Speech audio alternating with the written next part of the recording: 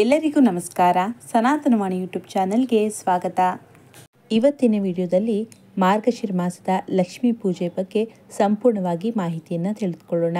ಯಾವ ರೀತಿ ಸಂಕಲ್ಪವನ್ನು ಮಾಡ್ಕೊಳ್ಬೇಕಾಗತ್ತೆ, ಹಾಗೆ ಸಂಕಲ್ಪ ಮಂತ್ರ ಏನಿದೆ, ಹಾಗೆ ಮೊದಲ ಗುರುವಾರದ ಒಂದು ಶುಭ ಮುಹೂರ್ತ, ಹಾಗೆ ಲಗ್ನ ಏನು, ಜೊತೆಗೆ ದೇವಿಗೆ ಷೋಡಶೋಪಚಾರ ಪೂಜೆಯನ್ನು ಯಾವ ರೀತಿ ಮಾಡ್ಕೊಳ್ಬೇಕು, ಯಾವ ರೀತಿ ಉಪವಾಸದ ಆಚರಣೆಯನ್ನು ಕೂಡ ಮಾಡ್ಕೊಳ್ಬೇಕಾಗತ್ತೆ, ಎಲ್ಲದರ ಬಗ್ಗೆ ಸಂಪೂರ್ಣವಾಗಿ ಈ ವಿಡಿಯೋದಲ್ಲಿ ಮಾಹಿತಿಯನ್ನು ತಿಳಿಸ್ಕೊಡ್ತೀನಿ. ಹಾಗಾಗಿ ಎಲ್ಲೂ ಕೂಡ ವಿಡಿಯೋ ಸ್ಕಿಪ್ ಮಾಡದೆ ಪೂರ್ತಿ ವಿಡಿಯೋ ನೋಡಿ. ಮೊದಲನೇದಾಗಿ ಯಾವುದೇ ವಿಡಿಯೋಗಳಿಗೆ ನೀವು ಕಮೆಂಟ್ನ ಹಾಕೋದಿದ್ರು ಕೂಡ ಅಥವಾ ಪ್ರಶ್ನೆಗಳನ್ನು ಕೇಳೋದಿದ್ರು ಕೂಡ ಆ ವಿಡಿಯೋನ ಸಂಪೂರ್ಣವಾಗಿ ನೋಡಿ ನಂತರ ಪ್ರಶ್ನೆಯನ್ನು ಕೇಳಿ. ಯಾಕಂದರೆ ಯಾವುದೇ ವಿಡಿಯೋಗಳನ್ನು ನಾನು ಮಾಡಿದರೂ ಕೂಡ ಆ ವಿಡಿಯೋಲಿ ಸಂಪೂರ್ಣವಾಗಿ ಮಾಹಿತಿಯನ್ನಂತೂ ಕೊಟ್ಟಿರ್ತೀನಿ. ಅದನ್ನು ಬಿಟ್ಟು ಆ ವಿಡಿಯೋದಲ್ಲಿ ಇಲ್ಲದೆ ಇರುವಂಥ ಮಾಹಿತಿ ಅಥವಾ ನಿಮಗೆ ಆ ಪ್ರಶ್ನೆ ಗೊತ್ತಿಲ್ಲದೆ ಇರುವಂಥ ಮಾಹಿತಿ ಆಗಿದ್ದರೆ ದಯವಿಟ್ಟು ಕಮೆಂಟ್ ಮಾಡ್ಬೋದು, ನಾನು ಉತ್ತರವನ್ನು ಕೂಡ ಕೊಡ್ತೀನಿ. ಇನ್ನು ಮಾರ್ಗಶಿರ ಮಾಸ ಗುರುವಾರದಂದು ಮಾಡುವಂತಹ ಲಕ್ಷ್ಮೀ ಪೂಜೆ ಬಗ್ಗೆ ಈಗಾಗಲೇ ನನಗೆ ಗೊತ್ತಿರುವಂಥ ಹಾಗೆ ನೀವು ಕೇಳಬಹುದಾದಂಥ ಒಂದು ಪ್ರಶ್ನೆಗಳನ್ನು ಆಯ್ಕೆ ಮಾಡಿ ನಾನು ಈಗಾಗಲೇ ಒಂದು ವಿಡಿಯೋವನ್ನು ಕೂಡ ಮಾಡಿದ್ದೀನಿ. ಹಾಗಾಗಿ ನೀವು ಆ ವಿಡಿಯೋ ನೋಡಿದ್ರೆ ನಿಮಗೆ ಉತ್ತರವು ಕೂಡ ಸಿಗುತ್ತೆ. ಆ ವಿಡಿಯೋನ ಡಿಸ್ಕ್ರಿಪ್ಷನ್ ಬಾಕ್ಸ್ನಲ್ಲಿ ಲಿಂಕ್ ಕೂಡ ಹಾಕಿರ್ತೀನಿ. ಹಾಗೆ ಈ ವಿಡಿಯೋ ಕೊನೆಯಲ್ಲೂ ಕೂಡ ಬರುತ್ತೆ, ನೀವು ನೋಡಬಹುದಾಗಿದೆ. ಹಾಗೆ ವಿಡಿಯೋನ ನೋಡು ಕೂಡ ಪ್ರಶ್ನೆಯನ್ನು ಕೇಳಿದ್ದೀರಾ. ಅಂದರೆ ನಾವೀಗ ಗುರುವಾರ ಪೂಜೆಯನ್ನು ಮಾಡಿರ್ತೀವಿ, ಹಾಗೆ ಶುಕ್ರವಾರ ನಮ್ಮದು ಪೀರಿಯಡ್ ಆಗಿರ್ಬೋದು, ಈ ರೀತಿ ಸಮಸ್ಯೆ ಆದಾಗ ನಾವು ಗುರುವಾರನೇ ನಾವು ಕಲಶವನ್ನು ಕದಲಿಸ್ಬೋದಾ ಅಂತ ಕೇಳ್ತೀರಾ. ಹಾಗಾಗಿ ಯಾಕಂದರೆ ಈ ಗುರುವಾರ ಮಾಡುವಂಥ ಪೂಜೆ ಆಗಿರಲಿ ಅಥವಾ ಒಂದು ಲಕ್ಷ್ಮೀ ಪೂಜೆ, ನಾವು ಕಲಶವನ್ನು ಇಟ್ಟು ಪೂಜೆ ಮಾಡಿದಾಗ ಅದೇ ಪ್ರಕಾರವಾಗಿ ನಾವು ಕಲಶ ವಿಸರ್ಜನೆಯನ್ನು ಕೂಡ ಮಾಡಬೇಕಾಗ್ಬರುತ್ತೆ. ಹಾಗಾಗಿ ನಾವು ಯಾವುದೇ ಒಂದು ಪೂಜೆ ವ್ರತವನ್ನು ಮಾಡಿದಾಗ ಅದರ ಸಂಪೂರ್ಣ ಫಲ ನಮಗೆ ಸಿಗಬೇಕು ಅಂದಾಗ ನಾವು ಸರಿಯಾದ ವಿಧಾನದಲ್ಲೇ ಮಾಡಬೇಕಾಗುತ್ತೆ. ಹಾಗಾಗಿ ನಿಮಗೆ ಮುಟ್ಟು ನಾಳೆ ಇದೆ ಅಂತಂದಾಗ ನಿಮ್ಗೆ ಸಾಮಾನ್ಯವಾಗಿ ಡೇಟ್ ಗೊತ್ತಾಗುತ್ತೆ. ಅಥವಾ ಅದಾಗೂ ಒಂದು ನಿಮ್ಗೆ ಗೊತ್ತಾಗಲಿಲ್ಲ ಅಂತಂದರೆ ನಿಮ್ಮ ಮನೆಯಲ್ಲಿ ಬೇರೆಯವ್ರ ಹತ್ರ ಒಂದು ಪೂಜೆಯನ್ನು ಮಾಡಿಸ್ಬೋದು. ಅಥವಾ ಆ ಸಾಧ್ಯನೇ ಆಗಲಿಲ್ಲ, ನಾವು ಒಬ್ಬರೇ ಇದ್ದೀವಿ ಅಂತನೋರು ದಯವಿಟ್ಟು ಆ ಪೂಜೆಯನ್ನು ಮಾಡೋಕ್ಕೆ ಹೋಗ್ಬಿಡಿ, ಬದಲಾಗಿ ಮುಂದಿನ ವಾರ ನೀವು ಮಾಡ್ಕೊಳ್ಬಹುದಾಗಿದೆ. ಅಥವಾ ನೀವು ಕಲಶೆಯನ್ನು ಪ್ರತಿಷ್ಠಾಪನೆಯನ್ನು ಮಾಡದೆ ಸರಳವಾಗಿ ನೀವು ಒಂದು ಲಕ್ಷ್ಮೀ ಪೂಜೆಯನ್ನು ಅಂದರೆ ಫೋಟೋವನ್ನು ಇಟ್ಟು ಪೂಜೆಯನ್ನು ಮಾಡ್ಕೊಳ್ಬಹುದಾಗಿದೆ. ದೇವಿ ಹೆಸರಲ್ಲಿ ಕುಂಕುಮಾರ್ಚನೆಯನ್ನು ಮಾಡೋದಾಗಿರ್ಬೋದು, ಅಥವಾ ಗುರುವಾರದಂದು ಮಹಾಲಕ್ಷ್ಮಿಗೆ ಹೇಳುವಂಥ ಸ್ತೋತ್ರ ಪಠಣೆಯನ್ನು ಕೂಡ ಮಾಡಬಹುದಾಗಿದೆ. ಈ ಎಲ್ಲ ಆಚರಣೆಗಳನ್ನು ನೀವು ಗುರುವಾರದಂದು ಮಾಡಿಕೊಂಡು ಇಲ್ಲಿ ನೀವು ಕಲಶವನ್ನು ಕದಲಿಸೋದಾಗಿರಲಿ ಅಥವಾ ಒಂದು ವಿಸರ್ಜನಾ ಕ್ರಮ ಈ ರೀತಿ ಏನೂ ಇರಲ್ಲ, ಸರಳವಾಗಿ ಪೂಜೆ ಇರುತ್ತೆ. ನೀವು ಈಗ ಹೇಳುವಂಥ ಸ್ತೋತ್ರಗಳನ್ನು ಹೇಳ್ಕೊಳ್ಳಿ ಅಥವಾ ಒಂದು ಕುಂಕುಮಾರ್ಚನೆಯನ್ನು ಮಾಡ್ಕೊಳ್ಳಿ. ಈ ರೀತಿ ಎಲ್ಲ ಆಚರಣೆಗಳನ್ನು ಕೂಡ ನೀವು ಮಾಡ್ಕೊಳ್ಬಹುದಾಗಿದೆ. ಹಾಗಿದ್ರೆ ಈಗ ಯಾರೆಲ್ಲ ಕಲಶವನ್ನು ಇಟ್ಟು ಪೂಜೆಯನ್ನು ಮಾಡಬೇಕು ಅಂತ ಅಂದ್ಕೊಂಡಿರ್ತೀರಾ ಅವರು ಸಂಕಲ್ಪ ಪೂರ್ವಕವಾಗಿ ಯಾವ ರೀತಿ ಸರಳವಾಗಿ ಆಚರಣೆಯನ್ನು ಮಾಡ್ಕೊಳ್ಳೋದು ಅಂತ ನೋಡೋಣ ಬನ್ನಿ. ಮೊದಲಿಗೆ ಪೂಜೆಗೆ ಬೇಕಾದಂಥ ಎಲ್ಲ ಸಿದ್ಧತೆಗಳನ್ನು ಮಾಡ್ಕೊಳ್ಬೇಕಾಗತ್ತೆ. ಅಂದರೆ ನೀವು ಗುರುವಾರ ಪೂಜೆಯನ್ನು ಮಾಡ್ಕೊಳ್ತೀವಿ ಅಂತಂದರೆ, ಅಂದರೆ ಯಾರಿಗೆಲ್ಲ ಸಂಜೆ ವೇಳೆ ಪೂಜೆಯನ್ನು ಮಾಡೋಕ್ಕೆ ಆಗಲ್ಲ, ಜಾಬ್ಗೆ ಹೋಗುವಂಥವರು ಕೂಡ ಇರ್ತೀರಾ. ಹಾಗಾಗಿ ಸಂಜೆ ಬಂದು ಅವರಿಗೆ ಕಲಶ ಸ್ಥಾಪನೆ ಮಾಡಿ ಪೂಜೆ ಎಲ್ಲ ಮಾಡೋಕ್ಕೆ ಸಮಯ ಆಗಲ್ಲ, ಹಾಗೆ ಅವರ ದೇಹವು ಕೂಡ ಒಪ್ಪಲ್ಲ. ಹಾಗೆ ಕೆಲವರಿಗೆ ಉಪವಾಸದ ಆಚರಣೆಯನ್ನು ಕೂಡ ಮಾಡೋಕ್ಕೆ ಆಗಲ್ಲ. ಯಾಕಂದರೆ ನಾವು ಒಂದು ಉಪವಾಸ ವ್ರತ ಆಚರಣೆ ಏನೇ ಮಾಡಿದರೂ ಕೂಡ ನಮ್ಮ ಮನಸ್ಸು ದೇಹ ಎರಡೂ ಕೂಡ ಅದಕ್ಕೆ ಸ್ಪಂದಿಸಬೇಕಾಗುತ್ತೆ. ಈಗ ನಾವು ಹೊರಗಡೆ ಒಂದು ವ್ಯಾವಹಾರಿಕವಾಗಿ ಹೋದಾಗ ನಮಗೆ ಕೆಲಸ ಜಾಸ್ತಿ ಆಗಿರ್ಬೋದು, ಅಥವಾ ಒಂದು ಸುಸ್ತು ಅಥವಾ ಬಳಲಿಕೆ ಆಗ್ಬೋದು, ಅಥವಾ ಯೋಚನೆ ಆಗಿರ್ಬೋದು, ಎಲ್ಲ ವಿಚಾರಗಳು ಕೂಡ ನಮಗೆ ಒಂದು ಮನಸ್ಸು ಸ್ಥೀಮಿತ ಆಗಿರೋಕ್ಕೆ ಸಾಧ್ಯ ಆಗಲ್ಲ. ಹಾಗಾಗಿ ಸ್ವಲ್ಪ ಜನರಿಗೆ ಉಪವಾಸದ ಆಚರಣೆ ಕಷ್ಟ ಆಗ್ಬೋದು. ಆದರೆ ನೀವು ಖಂಡಿತವಾಗ್ಲೂ ಒಂದು ಫಲಹಾರಗಳನ್ನು ತೆಗೆದುಕೊಂಡು ಅಥವಾ ಒಂದು ಅವಲಕ್ಕಿಯನ್ನು ಸೇವನೆಯನ್ನು ಮಾಡಿಕೊಂಡು ನೀವು ಉಪವಾಸದ ಆಚರಣೆಯನ್ನು ಅಂದರೆ ಈ ರೀತಿಯಲ್ಲಿ ಸಾತ್ವಿಕ ಆಹಾರಗಳನ್ನು ತೆಗೆದುಕೊಂಡು ನೀವು ಉಪವಾಸದ ಆಚರಣೆಯನ್ನು ಮಾಡಿ ಸಂಜೆ ವೇಳೆ ಪೂಜೆಯನ್ನು ಮಾಡಿದ ನಂತರ ನೀವು ಬೇಕಿದ್ರೆ ಒಂದು ಊಟವನ್ನು ಮಾಡಬಹುದಾಗಿದೆ, ಅಂದರೆ ರಾತ್ರಿ ವೇಳೆ ಊಟವನ್ನು ಮಾಡಬಹುದಾಗಿದೆ. ಈಗ ಬೆಳಗ್ಗೆ ಯಾರೆಲ್ಲ ಪೂಜೆಯನ್ನು ಮಾಡಿ ನಾವು ಮುಗಿಸ್ಕೊಂಡಿರ್ತೀವಿ ಅಂತ ಅನ್ನೋರು ಮಧ್ಯಾಹ್ನ ಒಂದು ಹೊತ್ತು ಊಟವನ್ನು ಮಾಡಬಹುದು. ಹಾಗೆ ಬೆಳಗ್ಗೆ ಮತ್ತು ರಾತ್ರಿ 2 ಹೊತ್ತು ಕೂಡ ಫಲಹಾರ ಉಪಹಾರದಲ್ಲಿ ನೀವು ಇರಬೇಕಾಗುತ್ತೆ. ಇನ್ನು ಬೆಳಗ್ಗೆ ಯಾರೆಲ್ಲ ಪೂಜೆಯನ್ನು ಮುಗಿಸಿ ಹೋಗಿರ್ತೀರಾ ನೀವು ಸಂಜೆ ವೇಳೆ ಕೂಡ ಬಂದು ಮೈ ಸ್ನಾನವನ್ನು ಮಾಡಿಕೊಂಡು ದೇವಿಗೆ ಧೂಪ ದೀಪವನ್ನು ಮಾಡಿ ರಾತ್ರಿ ವೇಳೆ ನೀವು ಕೆಂಪಾರತಿಯನ್ನು ಮಾಡಬೇಕಾಗಿ ಬರುತ್ತೆ. ಇದು ಯಾರು ಬೆಳಗ್ಗೆ ಮಾಡಿರ್ತೀರಾ ಅವರು ಈ ರೀತಿಯಲ್ಲಿ ಮಾಡ್ಕೊಳ್ಳಿ. ಇನ್ನು ಸಂಜೆ ವೇಳೆ ಪೂಜೆ ಮಾಡಿರೋರು ಸಂಜೆ ವೇಳೆನೇ ಸ್ಥಾಪನೆಯನ್ನು ಕೂಡ ಮಾಡಿರ್ತೀರಾ. ಹಾಗೆ ಅವತ್ತಿನ ದಿನ ರಾತ್ರಿನೇ ಒಂದು ಕೆಂಪಾರತಿಯನ್ನು ಮಾಡಿ ಗುರುವಾರದ ಪೂಜೆಯನ್ನು ಈ ರೀತಿಯಲ್ಲಿ ಮುಗಿಸ್ಕೊಳ್ಬೇಕಾಗುತ್ತೆ. ನಂತರ ಶುಕ್ರವಾರ ಬೆಳಗ್ಗೆ ಎದ್ದು ಯಥಾ ಪ್ರಕಾರವಾಗಿ ನೀವು ಪೂಜೆಯನ್ನು ಮಾಡಿಕೊಂಡು ಸರಳವಾಗಿ ಹಾಲು ಸಕ್ಕರೆ ನೈವೇದ್ಯವನ್ನು ಮಾಡ್ಕೊಳ್ಬೇಕಾಗುತ್ತೆ. ಇನ್ನು ಕಡೆಯದಾಗಿ ಶನಿವಾರನೂ ಕೂಡ ಅಷ್ಟೇ ಬೆಳಗ್ಗೆ ಪೂಜೆಯನ್ನು ಮಾಡಿರ್ತೀರಾ, ಹಾಗೆ ಸಂಜೆ ವೇಳೆ ಒಂದು ಕಲಶ ವಿಸರ್ಜನೆಯನ್ನು ಮಾಡ್ಕೊಳ್ಬೇಕಾಗುತ್ತೆ. ಈ ರೀತಿಯಲ್ಲಿ 3 ದಿನನೂ ಕೂಡ ನೀವು ಪೂಜೆಯನ್ನು ಮಾಡ್ಕೊಳ್ಬೇಕಾಗುತ್ತೆ. ಮೊದಲನೇ ಮಾರ್ಗಶಿರ ಮಾಸದ ಗುರುವಾರ ಲಕ್ಷ್ಮೀ ಪೂಜೆ ಮಾಡೋಕ್ಕೆ ಯಾವ ಮುಹೂರ್ತ, ಯಾವ ಸಮಯದಲ್ಲಿ ಮಾಡ್ಕೊಳ್ಬೋದು ಅಂದರೆ, ಯಾರು ಬೆಳಗ್ಗೆ ಆಚರಣೆಯನ್ನು ಮಾಡ್ಕೊಳ್ತೀರಾ ನೀವು ಬೆಳಗ್ಗೆ ಬ್ರಾಹ್ಮಿ ಮುಹೂರ್ತ ಬೆಳಗ್ಗೆ 4:59 5:47 ಕೂಡ ಪೂಜೆಯನ್ನು ಮಾಡ್ಕೊಳ್ಬಹುದು. ಅಥವಾ ಈ ಬ್ರಾಹ್ಮಿ ಮುಹೂರ್ತದಲ್ಲಿ ನಿಮಗೆ ಆಗಲಿಲ್ಲ ಅಂದ ಪಕ್ಷದಲ್ಲಿ ಮಾತ್ರ ಅಮೃತ ಕಾಲ ಬೆಳಗ್ಗೆ 10:59 12:35 ಕೂಡ ಅಮೃತ ಕಾಲ ಇರುತ್ತೆ. ಈ ಒಂದು ಸಮಯದಲ್ಲೂ ಕೂಡ ಮಾಡ್ಕೊಳ್ಬೋದು. ಆದರೆ ಸಾಧ್ಯ ಆದರೆ ದಯವಿಟ್ಟು ಸಂಜೆ ವೇಳೆ ಪೂಜೆ ಮಾಡೋಕ್ಕೆ ನೋಡಿ. ಯಾರಿಗೆ ಸಂಜೆ ವೇಳೆ ಪೂಜೆ ಮಾಡೋಕ್ಕೆ ಆಗಲಿಲ್ಲ ಅಂದ ಪಕ್ಷದಲ್ಲಿ ಮಾತ್ರ ನೀವು ಈ ಒಂದು ಸಮಯದಲ್ಲಿ ಪೂಜೆಯನ್ನು ಬೆಳಗ್ಗೆ ಮಾಡ್ಕೊಳ್ಬೇಕಾಗತ್ತೆ. ಇನ್ನು ಸಂಜೆ ವೇಳೆ ಯಾರು ಪೂಜೆಯನ್ನು ಮಾಡ್ಕೊಳ್ತೀರಾ ನೀವು ಸಂಜೆ ವೇಳೆ ಗೋಧೂಳಿ ಮುಹೂರ್ತದಲ್ಲಿ ಅಂದರೆ 5:55 6:20 ಕೂಡ ಗೋಧೂಳಿ ಮುಹೂರ್ತ ಇರುತ್ತೆ. ಹಾಗೆ ನಮಗೆ ಬಹಳ ವಿಶೇಷವಾಗಿ ವೃಷಭ ಲಗ್ನ, ಸ್ಥಿರ ಲಗ್ನದಲ್ಲಿ ನಮಗೆ ಈ ಒಂದು ಗೋಧೂಳಿ ಮುಹೂರ್ತ ಇರೋದ್ರಿಂದ ನಾವು ಈ ಒಂದು ಸಮಯದಲ್ಲಿ ಪೂಜೆಯನ್ನು ಮಾಡ್ಕೊಳ್ಬಹುದಾಗಿದೆ. ನೀವು ಈ ಸಮಯದಲ್ಲಿ ಪೂಜೆ ಪೂರ್ಣವಾಗಿ ಮುಗಿಸೋಕೆ ಆಗಲಿಲ್ಲ ಅಂದರೂ ಕೂಡ ಈ ಸಮಯದಲ್ಲಿ ಪೂಜೆಗೆ ಕುಳಿತುಕೊಂಡು ಪ್ರಾರಂಭವನ್ನು ಮಾಡ್ಕೊಳ್ಬಹುದಾಗಿದೆ. ಅಥವಾ ಒಂದು 7:30 ಒಳಗೆ ನೀವು ಪೂಜೆಯನ್ನು ಮಾಡ್ಕೊಳ್ಬೇಕಾಗುತ್ತೆ.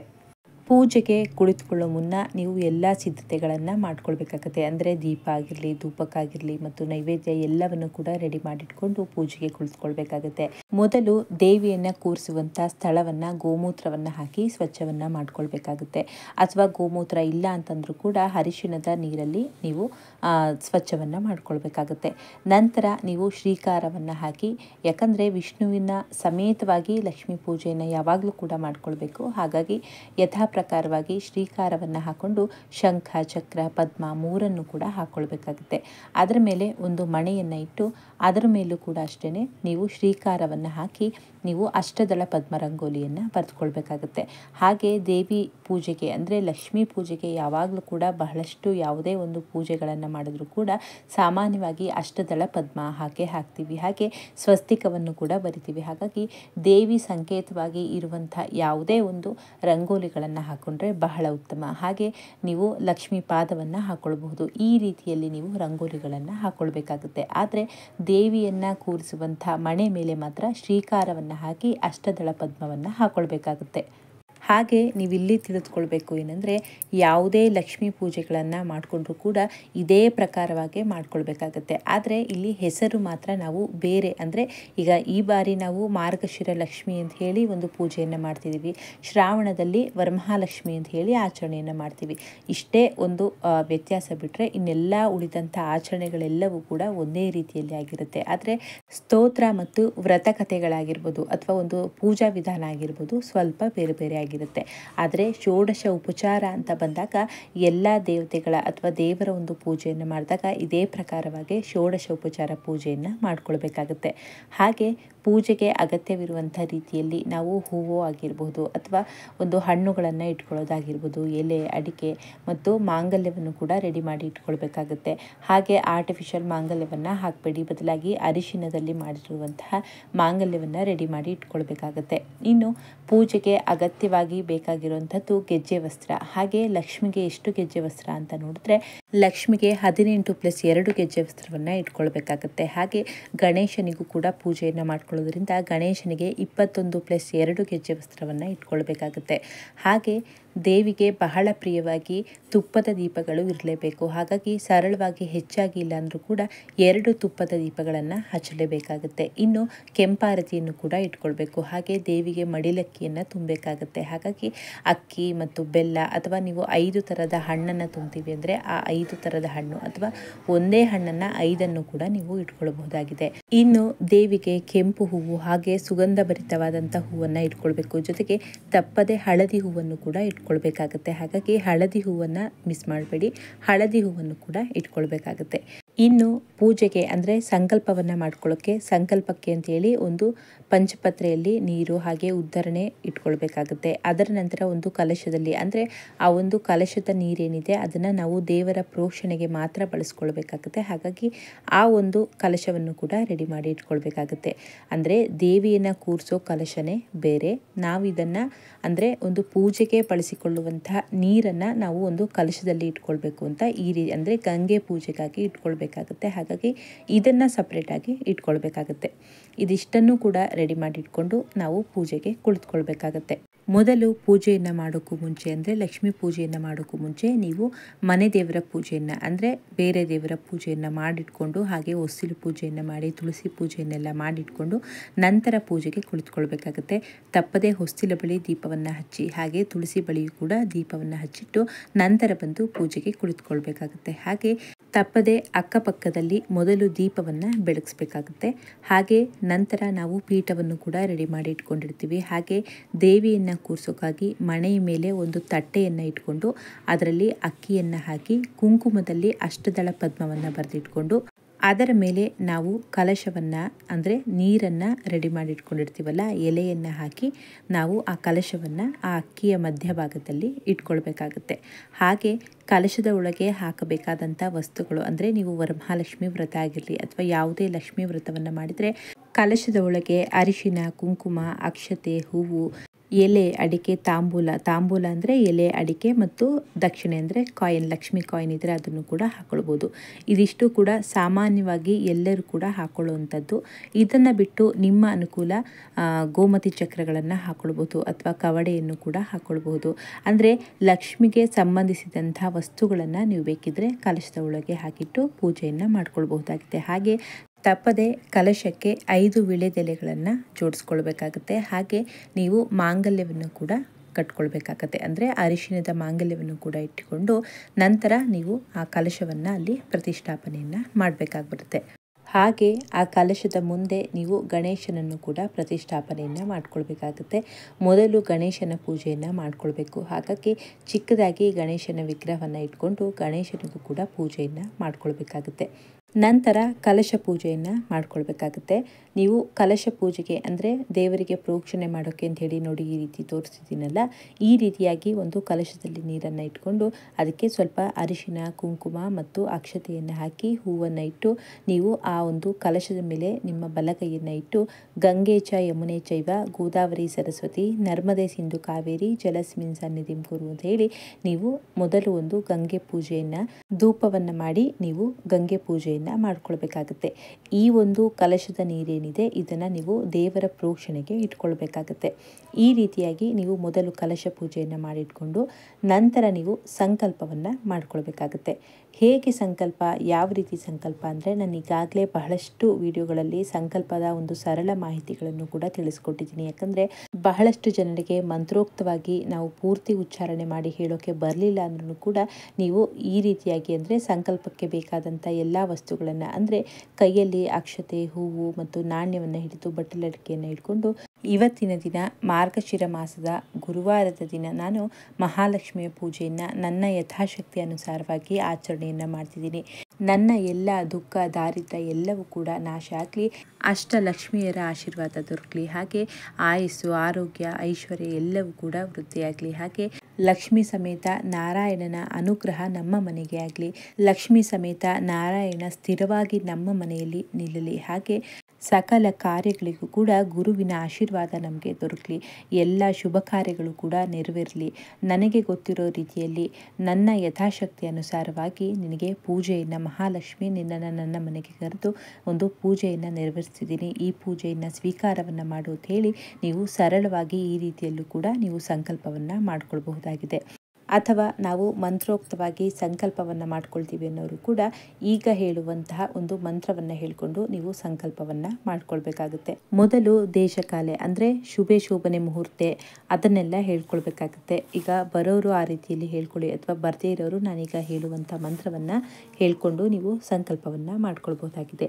ಶೋಭನೆ ಮುಹೂರ್ತೆ ಆದ್ಯ ಬ್ರಹ್ಮಣ ದ್ವಿತೀಯ ಪರಾರ್ಧೆ ಶ್ರೀ ಶ್ವೇತವರಾಹ ಕಲ್ಪೆ ವೈವತ್ಸವ ಮನ್ವಂತರೆ ಕಲಿಯುಗೆ ಪ್ರಥಮ ಪಾದೆ ಭರತವರ್ಷೆ ಭರತಖಂಡೆ ಜಂಬೂದ್ವೀಪೆ ದಂಡಕಾರಣ್ಯೆ ಗೋದಾವರಿಯ ದಕ್ಷಿಣೆ ತೀರೆ ಶಾಲಿವಾಹನಶಕೆ ಬೌದ್ಧಾವತಾರೆ ರಾಮಕ್ಷೇತ್ರೆ ಅಸ್ಮಿನ್ ವರ್ತಮಾನೇನ ಚಾಂದ್ರಮಾನೇನ ಕ್ರೋಧಿನಾಮ ಸಂವತ್ಸರೆ ದಕ್ಷಿಣಾಯನೆ ಹೇಮಂತ ಋತು ಮಾರ್ಗಶಿರಮಾಸೆ ಶುಕ್ಲಪಕ್ಷೆ ಶುಭತಿಥೌ ಬೃಹಸ್ಪತಿ ವಾಸರೆ, ಯಾಕಂದರೆ ಗುರುವಾರ ಮಾಡೋದ್ರಿಂದ ಗುರುವಾಸರೆ ಎಂದು ಕೂಡ ಹೇಳ್ಕೊಳ್ಬಹುದು.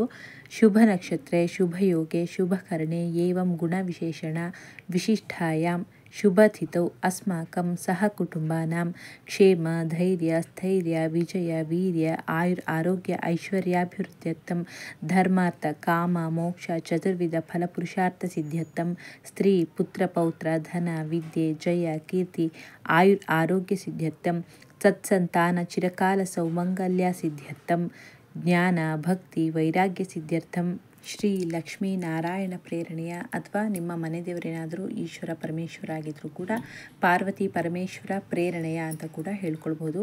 ನಂತರ ಮಹಾಲಕ್ಷ್ಮಿ ಪ್ರೀತ್ಯರ್ಥಂ ಯಥಾಶಕ್ತಿ ಯಥಾಜ್ಞಾನ ಬ್ರಹ್ಮಾಂಡ ಪುರಾಣೋಕ್ತ ಮಾರ್ಗಶಿರ ಗುರುವಾರ ಮಹಾಲಕ್ಷ್ಮಿ ದೇವತಾ ವ್ರತಂ ಕರಿಷ್ಯೆ ಅಥವಾ ಷೋಡಶ ಉಪಚಾರ ಪೂಜಾಂ ಕರಿಷ್ಯೆ ಅಂತ ಹೇಳಿ, ಜೊತೆಗೆ ಆದೌ ಶ್ರೀ ಮಹಾಗಣಪತಿ ಪೂಜಾಂ ಕರಿಷ್ಯೆ ಅಂತ ಹೇಳಿ ಕೈಯಲ್ಲಿ ಹಿಡಿದಿರುವಂತಹ ಹೂವು ಅಕ್ಷತೆ ನಾಣ್ಯ ಎಲ್ಲವನ್ನು ಕೂಡ ಒಂದು ಉದ್ಧರಣೆಯಲ್ಲಿ ನೀರನ್ನು ತೆಗೆದುಕೊಂಡು ನೀವು ಅರ್ಘ್ಯ ಪಾತ್ರೆಗೆ ಅಥವಾ ಒಂದು ಕೆಳಗಡೆ ಒಂದು ಪ್ಲೇಟನ್ನು ಇಟ್ಕೊಂಡು ಈ ರೀತಿಯಲ್ಲಿ ಬಿಡಬೇಕಾಗತ್ತೆ. ಅಂದರೆ 3 ಬಾರಿ ನೀರನ್ನು ಹಾಕಿ ನೀವು ಈ ರೀತಿಯಾಗಿ ಅರ್ಘ್ಯವನ್ನು ಅಂದರೆ ನೀರನ್ನು ಬಿಡಬೇಕಾಗತ್ತೆ. ನಂತರ ಗಣಪತಿಗೆ ಪೂಜೆಯನ್ನು ಮಾಡಿಕೊಳ್ಬೇಕು. ವಕ್ರತುಂಡ ಮಹಾಕಾಯ ಕೋಟಿ ಸೂರ್ಯ ಸಮಪ್ರಭಾ ನಿರ್ವಿಘ್ನಂ ಕುರುಮೇ ದೇವ ಸರ್ವಕಾರ್ಯೇಷು ಸರ್ವದಾ ಅಂತ ಹೇಳಿ ಗಣಪತಿಗೂ ಕೂಡ ಅಷ್ಟೇ ಷೋಡಶೋಪಚಾರ ಪೂಜೆಯನ್ನು ಮಾಡ್ಕೊಳ್ಬೇಕಾಗುತ್ತೆ. ಈಗ ಲಕ್ಷ್ಮಿಗೆ ಹೇಗೆ ಷೋಡಶೋಪಚಾರ ಪೂಜೆಯನ್ನು ಮಾಡ್ತೀವಿ ಅದೇ ಪ್ರಕಾರವಾಗಿ ನೀವಲ್ಲಿ ಗಣಪತಿಯ ಹೆಸರನ್ನು ಸೇರಿಸ್ಕೊಂಡು ನೀವು ಪೂಜೆಯನ್ನು ಮಾಡ್ಕೊಳ್ಬಹುದಾಗಿದೆ. ಈಗ ಮಹಾಲಕ್ಷ್ಮಿಯ ಪೂಜೆ. ನಿಮ್ಮ ಬಲಗೈಯನ್ನು ದೇವಿ ಅಂದರೆ ಕಲಶದ ಮೇಲೆ ಇಟ್ಟು ಎಡಗೈಯನ್ನು ಹೃದಯದ ಮೇಲೆ ಇಟ್ಟು ಓಂ ಶ್ರೀ ಮಹಾಲಕ್ಷ್ಮಿ ಆವಾಹಿತೋ ಭವ ಸ್ಥಾಪಿತೋ ಭವ ಸುಪ್ರಸನ್ನೋ ಭವ ವರದಾ ಭವ ಸ್ಥಿರಾಸಾನಂ ಕುರು ಪ್ರಸೀದ ಪ್ರಸೀದ ಅಂತ ಹೇಳಿ ಮೊದಲು ನೀವು ದೇವಿಯನ್ನು ಒಂದು ಸ್ಥಾಪನೆಯನ್ನು ಮಾಡಬೇಕಾಗುತ್ತೆ. ನಂತರ ಅಥವಾ ನಿಮಗೆ ಈ ರೀತಿಯಾಗಿ ಶ್ಲೋಕ ಹೇಳ್ಕೊಳ್ಳೋಕ್ಕೆ ಬರಲಿಲ್ಲ ಅಂದ್ರೂ ಕೂಡ ಬಲಗೈಯನ್ನು ಕಲಶದ ಮೇಲಿಟ್ಟು ತಾಯಿ ಮಹಾಲಕ್ಷ್ಮಿ ನೀನು ಈ ಕಲಶದಲ್ಲಿ ಬಂದು ಸ್ಥಾಪಿತಳಾಗು ಅಂತ ಹೇಳಿ ಪ್ರಾರ್ಥನೆಯನ್ನು ಮಾಡಿಕೊಂಡು ನಂತರ ನಮಸ್ತೇಸ್ತು ಮಹಾಮಾಯೇ ಶ್ರೀಪೀಠೆ ಸುರಪೂಜಿತೆ ಶಂಖಚಕ್ರ ಗದಾ ಹಸ್ತೆ ಮಹಾಲಕ್ಷ್ಮೀ ನಮೋಸ್ತುತೆ ಅಂತ ಹೇಳಿ ಓಂ ಶ್ರೀ ಮಹಾಲಕ್ಷ್ಮೀ ನಮಃ ಧ್ಯಾನಂ ಸಮರ್ಪಯಾಮಿ ಅಂತ ಹೇಳಿ ಮೊದಲು ಧ್ಯಾನವನ್ನು ದೇವಿ ಹತ್ರ ಮಾಡ್ಕೊಳ್ಬೇಕಾಗುತ್ತೆ. ಅದರ ನಂತರ ಆವಾಹನೆಯನ್ನು ಮಾಡ್ಕೊಳ್ಬೇಕಾಗುತ್ತೆ. ಓಂ ಶ್ರೀ ಮಹಾಲಕ್ಷ್ಮೀ ನಮಃ ಆಹ್ವಾನಮ ಅಕ್ಷತಾಂ ಸಮರ್ಪಯಾಮಿ ಅಂತ ಹೇಳಿ ಮೊದಲು ದೇವಿನ ಆಹ್ವಾನವನ್ನು ಮಾಡ್ಕೊಳ್ಬೇಕಾಗುತ್ತೆ. ಪುನಃ ಕೈಯಲ್ಲಿ ಅಕ್ಷತೆಯನ್ನು ತೆಗೆದುಕೊಂಡು ಓಂ ಶ್ರೀ ಮಹಾಲಕ್ಷ್ಮೀ ನಮಃ ಆಸನಂ ಸಮರ್ಪಯಾಮಿ ಅಂತ ಹೇಳಿ ನೀವು ಪುನಃ ಅಲ್ಲಿ ಆಸನಕ್ಕೆ ಅಂದರೆ ಆ ಪೀಠಕ್ಕೆ ಸ್ವಲ್ಪ ಅಕ್ಷತೆಯನ್ನು ಹಾಕ್ಕೊಳ್ಬೇಕಾಗುತ್ತೆ. ನಂತರ ಆ ಕಲಶದಲ್ಲಿ ನೀರನ್ನು ಇಟ್ಕೊಂಡಿರ್ತೀವಲ್ಲ ಆ ಒಂದು ಉದ್ಧರಣೆಯ ನೀರನ್ನು ತೆಗೆದುಕೊಂಡು ದೇವಿಗೆ ತೋರಿಸಿ ಓಂ ಶ್ರೀ ಮಹಾಲಕ್ಷ್ಮೀ ನಮಃ ಪಾದ್ಯಂ ಸಮರ್ಪಯಾಮಿ ಅಂತ ತೋರಿಸಿ ಆ ಒಂದು ಉದ್ಧರಣೆ ನೀರನ್ನು ಪುನಃ ಕೆಳಗೆ ಬಿಡಬೇಕಾಗತ್ತೆ. ಕೆಳಗೆ ಬಿಡಬೇಕು ಅಂದರೆ ಅಲ್ಲಿ ಒಂದು ತಟ್ಟೆ ಅಥವಾ ಬಟ್ಲನ್ನು ಇಟ್ಕೊಳ್ಳಿ, ಅಲ್ಲಿ ನೀವು ಆ ನೀರನ್ನು ಬಿಡಬೇಕಾಗತ್ತೆ. ಪುನಃ ಒಂದು ಉದ್ಧರಣೆ ನೀರನ್ನು ತೆಗೆದುಕೊಂಡು ಓಂ ಶ್ರೀ ಮಹಾಲಕ್ಷ್ಮೀ ನಮಃ ಹಸ್ತೋ ಅರ್ಘ್ಯಂ ಸಮರ್ಪಯಾಮಿ ಅಂತ ಹೇಳಿ ಪುನಃ ಒಂದು ನೀರನ್ನು ತೋರಿಸಿ ನೀವು ಕೆಳಗೆ ಬಿಡಬೇಕಾಗುತ್ತೆ. ನಂತರ ಓಂ ಶ್ರೀ ಮಹಾಲಕ್ಷ್ಮೀ ನಮಃ ಆಚಮನೀಯಂ ಸಮರ್ಪಯಾಮಿ ಅಂತ ಹೇಳಿ ಒಂದು ಉದ್ಧರಣೆ ನೀರನ್ನು ತೋರಿಸಿ ಆ ನೀರನ್ನು ಆ ಬಟ್ಲಲ್ಲಿ ಬಿಡಬೇಕಾಗುತ್ತೆ. ಈಗ ಪಂಚಾಮೃತ ಸ್ನಾನ ಇರುತ್ತೆ. ಅಂದರೆ ಪಂಚಾಮೃತ ಸ್ನಾನಕ್ಕೆ ನೀವು ಒಂದು ಬಟ್ಲಲ್ಲೇ ಎಲ್ಲವನ್ನು ಕೂಡ ಅಂದರೆ ಹಾಲು ಮೊಸರು ತುಪ್ಪ ಜೇನುತುಪ್ಪ ಸಕ್ಕರೆ ಎಲ್ಲವನ್ನು ಕೂಡ ಸೇರಿಸಿ ಇಟ್ಕೊಳ್ಬೋದು. ಅಥವಾ ನೀವು ಸಪ್ರೇಟಾಗಿ ಇಟ್ಕೊಳ್ತೀವಿ ಅಂದರೂ ಕೂಡ ಆ ಪ್ರಕಾರವಾಗೂ ಇಟ್ಕೊಳ್ಬೇಕಾಗುತ್ತೆ. ನೀವು ಆ ಒಂದು ಹೂವನ್ನು ತೆಗೆದುಕೊಂಡು ಆ ಪಂಚಾಮೃತದಲ್ಲಿ ಅದ್ದಿ ಓಂ ಶ್ರೀ ಮಹಾಲಕ್ಷ್ಮೀ ನಮಃ ಪಂಚಾಮೃತ ಸ್ನಾನಂ ಸಮರ್ಪಯಾಮಿ ಅಂತ ಹೇಳಿ ಪ್ರೋಕ್ಷಣೆಯನ್ನು ಮಾಡಬೇಕಾಗುತ್ತೆ. ಅದರ ನಂತರ ಓಂ ಶ್ರೀ ಮಹಾಲಕ್ಷ್ಮೀ ನಮಃ ಈಗ ಆ ಒಂದು ಅಂದರೆ ಕಲಶದಲ್ಲಿ ನೀರನ್ನು ಇಟ್ಕೊಂಡಿರ್ತೀವಲ್ಲ ಪ್ರೋಕ್ಷಣೆಗೆ ಅಂತ ಆ ಒಂದು ನೀರಲ್ಲಿ ಒಂದು ಹೂವನ್ನು ಅದ್ದಿ ಓಂ ಶ್ರೀ ಮಹಾಲಕ್ಷ್ಮೀ ನಮಃ ಶುದ್ಧೋದಕ ಸ್ನಾನಂ ಸಮರ್ಪಯಾಮಿ ಅಂತ ಹೇಳಿ ಒಂದು ಪ್ರೋಕ್ಷಣೆಯನ್ನು ಮಾಡ್ಕೊಳ್ಬೇಕಾಗುತ್ತೆ. ನಂತರ ಈಗ ಶುದ್ಧೋದಕ ಸ್ನಾನ ಆದಮೇಲೆ ನೀವು ದೇವಿಗೆ ಗೆಜ್ಜೆ ವಸ್ತ್ರವನ್ನು ಏರಿಸ್ಕೊಳ್ಬೇಕಾಗುತ್ತೆ. ನೋಡಿ, ನಿಮ್ಗೆ ಯಾರಿಗೂ ಷೋಡಶೋಪಚಾರ ಪೂಜೆ ಬರಲಿಲ್ಲ ಅಂದರೂ ಕೂಡ ವಿಧಿ ಪ್ರಕಾರವಾಗಿ ಮೊದಲು ಒಂದು ಗೆಜ್ಜೆ ವಸ್ತ್ರವನ್ನು ಏರಿಸ್ಕೊಳ್ಳೋದಾಗಿರ್ಬೋದು, ನಂತರ ಒಂದು ಗಂಧವನ್ನು ಇಡೋದಾಗಿರ್ಬೋದು, ಅದರ ನಂತರ ಅರಿಶಿನ, ನಂತರ ಕುಂಕುಮ ಮತ್ತು ಅಕ್ಷತೆ, ಅದರ ನಂತರ ಹೂವು, ಈ ರೀತಿಯಲ್ಲೂ ಕೂಡ ಮಾಡ್ಕೊಳ್ಬಹುದಾಗಿದೆ. ಹಾಗಾಗಿ ಯಾರಿಗೆಲ್ಲ ಷೋಡಶೋಪಚಾರ ಪೂಜೆ ಮಾಡೋಕ್ಕೆ ಬರಲಿಲ್ಲ ಅಂದ್ರೂ ಕೂಡ ಈ ರೀತಿಯಾಗಿ ಸರಳವಾಗಿ ಆಚರಣೆಗಳನ್ನು ಮಾಡ್ಕೊಳ್ಬಹುದಾಗಿದೆ. ಈಗ ಯಾರು ಷೋಡಶೋಪಚಾರ ಪೂಜೆಯನ್ನು ಮಾಡ್ತಿರ್ತೀರಾ ನೀವು ಕೂಡ ಅಷ್ಟೇ ಓಂ ಶ್ರೀ ಮಹಾಲಕ್ಷ್ಮೀ ನಮಃ ವಸ್ತ್ರಂ ಸಮರ್ಪಯಾಮಿ ಅಂತ ಹೇಳಿ 16+2 ಗೆಜ್ಜೆ ವಸ್ತ್ರವನ್ನು ದೇವಿಗೆ ಏರಿಸ್ಕೊಳ್ಬೇಕಾಗುತ್ತೆ. ನಂತರ ಓಂ ಶ್ರೀ ಮಹಾಲಕ್ಷ್ಮೀ ನಮಃ ಗಂಧಂ ಸಮರ್ಪಯಾಮಿ, ಓಂ ಶ್ರೀ ಮಹಾಲಕ್ಷ್ಮೀ ನಮಃ ಹರಿದ್ರಾಂ ಸಮರ್ಪಯಾಮಿ, ಓಂ ಶ್ರೀ ಮಹಾಲಕ್ಷ್ಮೀ ನಮಃ ಕುಂಕುಮಂ ಸಮರ್ಪಯಾಮಿ ಅಂತ ಹೇಳಿ ದೇವಿಗೆ ಗಂಧ, ಅರಿಶಿನ, ಕುಂಕುಮ ಎಲ್ಲವನ್ನು ಕೂಡ ಏರಿಸ್ಕೊಳ್ಬೇಕಾಗುತ್ತೆ.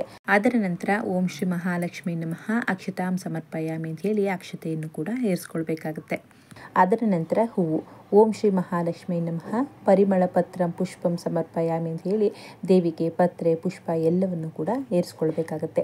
ಇದರ ನಂತರ ನೀವು ಅರ್ಚನೆಯನ್ನು ಮಾಡ್ಕೊಳ್ಬೇಕಾಗತ್ತೆ. ಅಂದರೆ ದೇವಿಗೆ ಕುಂಕುಮಾರ್ಚನೆ ಬಹಳ ಪ್ರೀತಿ, ಹಾಗಾಗಿ ಲಕ್ಷ್ಮಿಯ ಅಷ್ಟೋತ್ತರವನ್ನು ಈ ವಿಡಿಯೋ ಕೆಳಗೆ ಹಾಕಿರ್ತೀನಿ. ನೀವು ಆ ಅಷ್ಟೋತ್ತರವನ್ನು ನೋಡಿಕೊಂಡು ದೇವಿಗೆ ಕುಂಕುಮಾರ್ಚನೆಯನ್ನು ಮಾಡ್ಕೊಳ್ಬೇಕಾಗತ್ತೆ. ಅದರ ನಂತರ ಓಂ ಶ್ರೀ ಮಹಾಲಕ್ಷ್ಮೀ ನಮಃ ಧೂಪಂ ಸಮರ್ಪಯಾಮಿ ಅಂತ ಹೇಳಿ ಧೂಪವನ್ನು ಮಾಡಬೇಕು. ಅದರ ನಂತರ ಓಂ ಶ್ರೀ ಮಹಾಲಕ್ಷ್ಮೀ ನಮಃ ದೀಪಂ ದರ್ಶಯಾಮಿ ಅಂತ ಹೇಳಿ ದೀಪವನ್ನು ತೋರಿಸ್ಬೇಕಾಗುತ್ತೆ. ನಂತರ ಓಂ ಶ್ರೀ ಮಹಾಲಕ್ಷ್ಮೀ ನಮಃ ನೈವೇದ್ಯಂ ಸಮರ್ಪಯಾಮಿ ಅಂತ ಹೇಳಿ ನೀವು ನೈವೇದ್ಯವನ್ನು ತೋರಿಸ್ಬೇಕು. ಅಂದರೆ ಪ್ರತಿ ವಾರನೂ ಕೂಡ ಈಗ ಒಂದು ವಾರ ಕಡಲೆಕಾಳು, ಹುಸ್ಲಿ ಮತ್ತು ಅನ್ನದ ಐಟಮ್ಸ್ಗಳನ್ನ ಮಾಡ್ಕೊಳ್ಳಿ. ಯಾಕಂದರೆ ದೇವಿಗೆ ಅನ್ನದಲ್ಲಿ ಮಾಡಿರುವಂಥ ಪ್ರಸಾದವನ್ನು ಅಂದರೆ ಹುಳಿಯನ್ನು ಆಗಿರ್ಬೋದು, ಅಥವಾ ದೇವಿಗೆ ಚಿತ್ರಾನ್ನ ಮಾಡ್ಕೊಳ್ಳೋದಾಗಿರ್ಬೋದು, ಅಥವಾ ಪೊಂಗಲ್ ಆಗಿರ್ಬೋದು, ಈ ರೀತಿಯ ಅನ್ನದ ಪದಾರ್ಥಗಳನ್ನು ಪ್ರತಿ ವಾರವೂ ಕೂಡ ನೀವು ಒಂದೊಂದು ಅನ್ನದ ಒಂದು ನೈವೇದ್ಯಗಳನ್ನು ಮಾಡಿ ದೇವಿಗೆ ಸಮರ್ಪಣೆಯನ್ನು ಮಾಡ್ಕೊಳ್ಬಹುದು. ಹಾಗೆ ತಪ್ಪದೆ ಕಡಲೆ ಬೇಳೆಯಲ್ಲಿ ಅಥವಾ ಕಡಲೆ ಕಾಳಿನಲ್ಲಿ ಮಾಡಿರುವಂಥ ಪದಾರ್ಥವನ್ನು ಅಥವಾ ನೈವೇದ್ಯವನ್ನು ನೀವು ದೇವಿಗೆ ಸಮರ್ಪಣೆ ಮಾಡಿದ್ರೆ ಬಹಳ ಒಳ್ಳೆಯದು. ಹಾಗಾಗಿ ನಾನು ಈಗಾಗಲೇ ನಿಮಗೆ ತಿಳಿಸ್ಕೊಟ್ಟಿದ್ದೀನಿ. ಹಯಗ್ರೀವ ಪ್ರಸಾದವನ್ನು ಕೂಡ ನೀವು ಮಾಡ್ಕೊಳ್ಬಹುದು. ಹಾಗೆ ಕಡಲೆಕಾಳಿನ ಉಸ್ಲಿ ಅಥವಾ ಕಡಲೆಬೇಳೆಯ ಕೋಸಂಬರಿ, ಈ ಎಲ್ಲ ಒಂದು ಪದಾರ್ಥಗಳನ್ನು ಕೂಡ ನೀವು ಮಾಡ್ಕೊಳ್ಬಹುದಾಗಿದೆ. ನಂತರ ಓಂ ಶ್ರೀ ಮಹಾಲಕ್ಷ್ಮೀ ನಮಃ ಕದಳಿ ಫಲತಾಂಬೂಲಂ ಸಮರ್ಪಯಾಮಿ ಅಂತ ಹೇಳಿ ಹಣ್ಣು, ಕಾಯನ್ನು ಹುಡಿದು ನೀವು ದೇವಿಗೆ ಹಣ್ಣು ಮತ್ತು ಎಲೆಯನ್ನು, ತೊಟ್ಟನ್ನು ಮುರಿದು ನೀವು ದೇವಿಗೆ ತಾಂಬೂಲ ಎಲ್ಲವನ್ನು ಕೂಡ ಸಮರ್ಪಣೆಯನ್ನು ಮಾಡ್ಕೊಳ್ಬೇಕಾಗತ್ತೆ. ಇನ್ನು ದೇವಿಗೆ ಉಡಿಯನ್ನು ತುಂಬಬೇಕಾಗುತ್ತೆ. ಬಹಳಷ್ಟು ಜನ ಕೇಳಿದ್ದೀರಾ ಹೇಗೆ ಉಡಿಯನ್ನು ತುಂಬೋದು ಅಂತ. ಹಾಗಾಗಿ ಸರಳವಾಗಿ ಈ ರೀತಿಯಲ್ಲಿ ಉಡಿಯನ್ನು ತುಂಬಬೇಕಾಗುತ್ತೆ.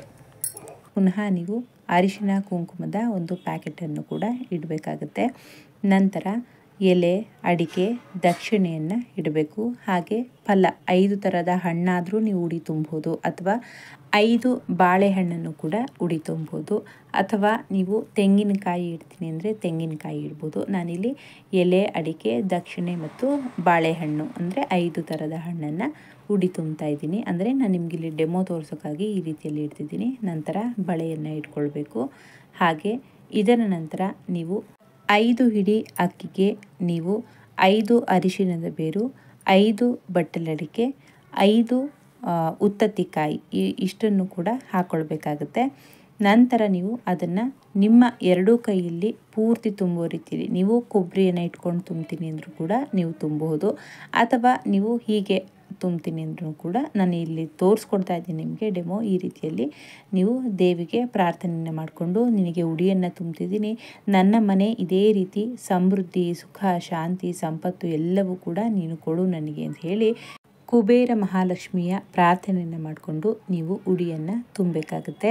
5 ಬಾರಿ ತುಂಬಿದ ನಂತರ ನೀವಿಲ್ಲಿ ಬಹಳಷ್ಟು ಅಂದರೆ ನೀವೇನಾದರೂ ಉಡಿಯನ್ನು ಅಂದರೆ ಬ್ಲೌಸ್ ಪೀಸಲ್ಲಿ ಕಟ್ಟಿ ಇಡ್ತೀನಿ ಅಂತಂದರೆ ಕೆಳಗೆ ಒಂದು ಬ್ಲೌಸ್ ಪೀಸನ್ನು ಹಾಸ್ಕೊಂಡು ಅದರ ಮೇಲೂ ಕೂಡ ಇದೆಲ್ಲವನ್ನು ಕೂಡ ಇಟ್ಕೊಂಡು ಕೂಡ ತುಂಬಬಹುದು. ಅಥವಾ ನೀವು ಈ ರೀತಿಯಲ್ಲಿ ತಟ್ಟೆಯನ್ನು ಇಟ್ಟು ಇದನ್ನು ದೇವಿ ಮುಂದೆ ಪಕ್ಕದಲ್ಲಿ ಇಟ್ಕೊಳ್ಬಹುದಾಗಿದೆ, ಅಂದರೆ ಉಡಿಯನ್ನು ತುಂಬೋದಾಗಿದೆ. ಯಾಕಂದರೆ ಸಾಮಾನ್ಯವಾಗಿ ನಾವು ದೇವರಿಗೇನು ದೇವಸ್ಥಾನಕ್ಕೆ ಏನು ತೆಗೆದುಕೊಂಡು ಕೊಡಲ್ವಲ್ಲ, ಹಾಗಾಗಿ ಒಂದು ತಟ್ಟೆಯಲ್ಲಿ ಇದೆಲ್ಲವನ್ನು ಕೂಡ ಇಟ್ಟು ನಾವು ದೇವಿಗೆ ಉಡಿಯನ್ನು ತುಂಬೋದು. ನಂತರ ಇದನ್ನು ನಮ್ಮ ಮನೆಯ ಹಿರಿ ಮುತ್ತೈದೆಯರಿಗೆ ಕೊಡ್ಬೋದು, ಅಥವಾ ನಾವು ಉಪಯೋಗವನ್ನು ಮಾಡ್ಕೊಳ್ಬಹುದು. ಹಾಗೆ ಕಡೆಯಲ್ಲಿ 5 ಬಾರಿ ಉಡಿಯನ್ನು ತುಂಬಿದ ಮೇಲೆ 3 ಬಾರಿ ಸ್ವಲ್ಪ ಅಕ್ಕಿಯನ್ನು ತೆಗೆದುಕೊಂಡು ನಮ್ಮ ತಟ್ಟೆಗೆ ಹಾಕ್ಕೊಂಡು ಪುನಃ ಒಂದಿಷ್ಟು ಅಕ್ಕಿಯನ್ನು ತೆಗೆದು ನಾವು ನಮ್ಮ ತಟ್ಟೆಗೆ ಹಾಕಿ ಇಟ್ಕೊಳ್ಬೇಕಾಗುತ್ತೆ. ಯಾಕಂದರೆ ಪೂರ್ತಿ ಖಾಲಿಯಾಗಿ ನಾವು ಎಲ್ಲವನ್ನು ಕೂಡ ತುಂಬಬಾರ್ದು. ಹಾಗಾಗಿ ಈ ಪ್ರಕಾರವಾಗಿ ಎತ್ತಿ ಇಟ್ಕೊಳ್ಬೇಕಾಗುತ್ತೆ. ಇದಿಷ್ಟು ಕೂಡ ಸರಳವಾಗಿ ಉಡಿಯನ್ನು ತುಂಬುವಂತಹ ವಿಧಾನ ಆಗಿದೆ. ನಾನು ಇದೇ ಪ್ರಕಾರವಾಗಿ ತಾಯಿಗೆ ಉಡಿಯನ್ನು ತುಂಬೋದು. ದೇವಿಗೆ ಉಡಿಯನ್ನು ತುಂಬಿದ ನಂತರ ನೀವು ಆರತಿಯನ್ನು ಮಾಡ್ಕೊಳ್ಬೇಕಾಗುತ್ತೆ. ನಂತರ ದೇವಿಗೆ ಕರ್ಪೂರದ ಆರತಿಯನ್ನು ಮಾಡ್ಕೊಳ್ಬೇಕಾಗುತ್ತೆ. ಓಂ ಶ್ರೀ ಮಹಾಲಕ್ಷ್ಮೀ ನಮಃ ಕರ್ಪೂರ ನೀರಾಜನಂ ಸಮರ್ಪಯಾಮಿ ಅಂತ ಹೇಳಿ ದೇವಿಗೆ ಕರ್ಪೂರದ ಆರತಿಯನ್ನು ಮಾಡಬೇಕಾಗುತ್ತೆ. ನಂತರ ನೀವು ಪ್ರದಕ್ಷಿಣ ನಮಸ್ಕಾರವನ್ನು ಮಾಡಬೇಕಾಗುತ್ತೆ. 5 ಪ್ರದಕ್ಷಿಣೆಯನ್ನು ಹಾಕಿ ದೇವಿಗೆ ನಮಸ್ಕಾರವನ್ನು ಮಾಡ್ಕೊಳ್ಳಿ. ಇದರ ನಂತರ ದೇವಿಯ ಬಳಿ ಪ್ರಾರ್ಥನೆಯನ್ನು ಮಾಡ್ಕೊಳ್ಬೇಕಾಗುತ್ತೆ. ನಿಮ್ಮ ಏನು ಕೋರಿಕೆ ಇದೆ ಅದೆಲ್ಲವನ್ನು ಕೂಡ ದೇವಿ ಹತ್ರ ಕೇಳ್ಕೊಳ್ಳಿ. ಹಾಗೆ ಪ್ರತಿ ಗುರುವಾರನೂ ಕೂಡ ಅಂದರೆ ಈ ಮಾರ್ಗಶೀರ್ಷ ಮಾಸದ ಪ್ರತಿ ಗುರುವಾರನೂ ಕೂಡ ನಿನ್ನ ಪೂಜೆಯನ್ನು ಮಾಡುವಂಥ ಅವಕಾಶವನ್ನು ನನಗೆ ಮಾಡಿಕೊಡು ಅಂತ ಹೇಳಿ ದೇವಿಯ ಬಳಿ ಪ್ರಾರ್ಥನೆಯನ್ನು ಮಾಡ್ಕೊಳ್ಳಿ. ಈಗ ಕಡೆಯದಾಗಿ ದೇವಿಗೆ ಪೂಜೆಯ ಸಮರ್ಪಣೆಯನ್ನು ಮಾಡ್ಕೊಳ್ಬೇಕು. ಹಾಗೆ ನೀವು ಕ್ಷಮಾಪಣೆಯನ್ನು ಕೂಡ ಕೇಳಬೇಕಾಗತ್ತೆ. ಯಾವುದೇ ಲಕ್ಷ್ಮೀ ಪೂಜೆಯನ್ನು ಮಾಡಿದಾಗಲೂ ಕೂಡ ಕಡೆಯಲ್ಲಿ ಈ ಒಂದು ಅಂದರೆ ಪೂಜೆ ಎಲ್ಲ ಸಮಾಪ್ತಿ ಆದಮೇಲೆ ನೀವು ಈ ಒಂದು ಮಂತ್ರವನ್ನು ಹೇಳಿಕೊಂಡು ದೇವಿಗೆ ಪೂಜೆ ಸಮರ್ಪಣೆಯನ್ನು ಮಾಡ್ಕೊಳ್ಬೇಕಾಗುತ್ತೆ. ಇದು ಕ್ಷಮಾಪಣಾ ಪ್ರಾರ್ಥನಾ ಅಂದರೆ ದೇವಿಯ ಬಳಿ ಇಷ್ಟೊತ್ತು ನೀವೇನು ಪೂಜೆಯನ್ನು ಮಾಡಿರ್ತೀರ ಆ ಪೂಜೆಯಲ್ಲಿ ಯಾವುದೇ ಲೋಪದೋಷಗಳು ಏನೇ ಆಗಿದ್ರೂ ಕೂಡ ಅದೆಲ್ಲವನ್ನು ಕೂಡ ಕ್ಷಮೆ ಮಾಡು. ನನಗೆ ಯಾವುದೇ ಒಂದು ವಿಸರ್ಜನೆ ಆಗಲಿ ಅಥವಾ ಒಂದು ಮಂತ್ರವನ್ನೇ ಹೇಳೋದಾಗಲಿ ಇದು ಯಾವುದೂ ಕೂಡ ಗೊತ್ತಿಲ್ಲ. ಆದರೂ ಕೂಡ ನನಗೆ ಗೊತ್ತಿರೋ ರೀತಿಯಲ್ಲಿ ನಿನಗೆ ಪೂಜೆಯನ್ನು ಮಾಡಿದ್ದೀನಿ, ಈ ಪೂಜೆಯನ್ನು ಸಮರ್ಪಣೆ ಮಾಡ್ಕೊ ಅಂತ ಹೇಳಿ ನೀವು ಈ ಒಂದು ಶ್ಲೋಕವನ್ನು ಈ ಮಂತ್ರವನ್ನು ಹೇಳಿಕೊಂಡು ದೇವಿಗೆ ಕ್ಷಮಾಪಣೆಯನ್ನು ಕೇಳೋದೇ ಈ ಒಂದು ಕ್ಷಮಾಪಣಾ ಮಂತ್ರ ಆಗಿದೆ. ಹಾಗಾಗಿ ಒಂದು ಕ್ಷಮಾ ಪ್ರಾರ್ಥನೆಯನ್ನು ಕೂಡ ಮಾಡ್ಕೊಳ್ಬೇಕಾಗತ್ತೆ. ಯಸ್ಯ ಸ್ಮೃತ್ಯ ಚ ನಾಮೋಕ್ತ ತಪ ಪೂಜಾ ಕ್ರಿಯಾದಿಷು ನ್ಯೂನ್ಯಂ ಸಂಪೂರ್ಣತಾಂ ಯಾತಿ ಸದ್ಯೋ ವಂದೇ ತಮಚ್ಯುತಂ ಮಂತ್ರಹೀನಂ ಕ್ರಿಯಾಹೀನಂ ಭಕ್ತಿಹೀನಂ ಮಹೇಶ್ವರಿ ಯತ್ಪೂಜಿತಂ ಮಯಾ ದೇವಿ ಪರಿಪೂರ್ಣಂ ತದಸ್ತುತೆ. ಅನಯ ಯಥಾಶಕ್ತಿ ಯಥಾಜ್ಞಾನ ಪೂರ್ವಕ ಧ್ಯಾನ ಆಹ್ವಾನಾದಿ ಷೋಡಶೋಪಚಾರ ಪೂಜೆಯ ಭಗವತಿ ಸರ್ವಾತ್ಮಿಕೆ ಶ್ರೀ ಮಹಾಲಕ್ಷ್ಮೀ ದೇವತಾ ಸುಪ್ರೀತ ಸುಪ್ರಸನ್ನ ವರದಾ ಭವಂತು. ಓಂ ಶ್ರೀ ಮಹಾಲಕ್ಷ್ಮೀ ನಮಃ ಶ್ರೀ ಕೃಷ್ಣಾರ್ಪಣಮಸ್ತು ಅಂತ ಹೇಳಿ ನೀವು ಪೂಜೆಯನ್ನು ಮುಗಿಸ್ಬೇಕಾಗುತ್ತೆ. ಈ ಪ್ರಕಾರವಾಗಿ ದೇವಿಗೆ ಪೂಜೆ ಸಮರ್ಪಣೆಯನ್ನು ಮಾಡ್ಕೊಳ್ಬೇಕಾಗತ್ತೆ. ಇದಿಷ್ಟು ಆದಮೇಲೆ ಕಡೆಯದಾಗಿ ದೇವಿಗೆ ಆರತಿ ಹಾಡನ್ನು ಹೇಳಿಕೊಂಡು ದೇವಿಗೆ ಒಂದು ಕೆಂಪಾರತಿಯನ್ನು ಮಾಡ್ಕೊಳ್ಬೇಕಾಗತ್ತೆ. ನಂತರ ನೈವೇದ್ಯಕ್ಕೆಲ್ಲ ಏನೆಲ್ಲ ಇಟ್ಟಿರ್ತೀರ ಅದನ್ನು ಮನೆಯವರೆಲ್ಲರೂ ಕೂಡ ಸೇವನೆಯನ್ನು ಮಾಡಬೇಕಾಗುತ್ತೆ. ದೇವಿ ಬಳಿನೇ ಹಾಗೆ ಇಡಬೇಡಿ, ಬದಲಾಗಿ ಪೂಜೆ ಎಲ್ಲ ಆದ ನಂತರ ನೀವು ಅದನ್ನು ಮನೆಯವರೆಲ್ಲರೂ ಕೂಡ ಪ್ರಸಾದವಾಗಿ ಸೇವನೆಯನ್ನು ಮಾಡ್ಕೊಳ್ಬೇಕಾಗುತ್ತೆ. ಇದಿಷ್ಟು ಕೂಡ ದೇವಿಗೆ ಮಾಡುವಂಥ ಷೋಡಶೋಪಚಾರ ಪೂಜೆ ಬಗ್ಗೆ ಮಾಹಿತಿಯಾಗಿತ್ತು. ಹಾಗೆ ಎಲ್ಲರೂ ಕೂಡ ತಪ್ಪದೆ ಮಾರ್ಗಶಿರ ಮಾಸದಲ್ಲಿ ತಾಯಿ ಮಹಾಲಕ್ಷ್ಮಿಯ ಪೂಜೆಯನ್ನು ಮಾಡ್ಕೊಳ್ಳಿ. ಮಾರ್ಗಶಿರ ಮಾಸದಲ್ಲಿ ಹೇಳುವಂತಹ ಸ್ತೋತ್ರ ಮತ್ತು ವ್ರತಕಥೆಯನ್ನು ನನ್ನ ಮುಂದಿನ ವಿಡಿಯೋದಲ್ಲಿ ತಿಳಿಸ್ಕೊಡ್ತೀನಿ. ಯಾಕಂದರೆ ಈಗಾಗಲೇ ಮಾಹಿತಿ ಬಹಳ ಒಂದು ವಿಡಿಯೋ ದೊಡ್ಡದಾಗಿರೋ ಕಾರಣ ನಾನು ನನ್ನ ಮುಂದಿನ ವಿಡಿಯೋದಲ್ಲಿ ಹಂಚ್ಕೊಳ್ತೀನಿ. ಹಾಗಾಗಿ ತಪ್ಪದೆ ಮುಂದಿನ ವಿಡಿಯೋನ ನೋಡಿ. ಹಾಗೆ ಈ ಮಾಹಿತಿ ಅನುಕೂಲ ಆಗಿದ್ದರೆ ಬೇರೆಯವ್ರಿಗೂ ಕೂಡ ಶೇರ್ ಮಾಡೋದನ್ನ ಮರಿಬೇಡಿ. ಹಾಗಿದ್ರೆ ಮತ್ತೆ ಮುಂದಿನ ವಿಡಿಯೋದಲ್ಲಿ ಸಿಗ್ತೀನಿ. ಧನ್ಯವಾದಗಳು.